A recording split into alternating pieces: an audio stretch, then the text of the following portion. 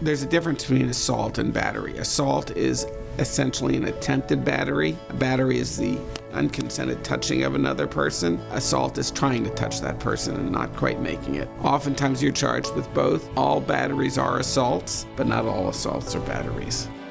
There are various levels of batteries, from very simple batteries where someone is not physically hurt or the injury is very slight, to very serious batteries where there's great bodily injury. The difference is huge.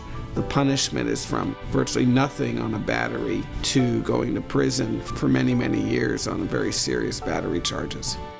Some of the consequences of being convicted of assault and battery when you start even with a misdemeanor is the prohibition of you can't possess or carry a firearm. Of course, there's jail time, there's fines. To very serious batteries where somebody is hurt seriously, we call that great bodily injury, where there's mandatory prison sentences, and the amount of time you spend in prison is significant because those are called strikes, and with strikes you spend even a greater amount of time in prison. Assault and batteries really were the genesis of the three-strike rule.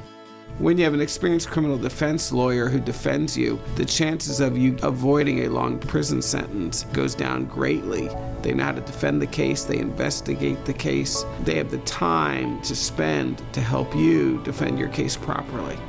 When I handle assault and battery cases, oftentimes the very first person I hire to help us is a private investigator. What the witnesses have to say is oftentimes the most important factor in establishing and developing the case. One has to remember that the prosecution's case is based on what the police did at the time of the arrest. Our case is based upon the other witnesses or a more detailed investigation of what the police did. And when we do that, we get great results. I've been handling assault and battery cases for over 35 years, from simple misdemeanor assault and batteries to very serious felony assault and batteries. I've handled hundreds of cases of assault and battery throughout my career.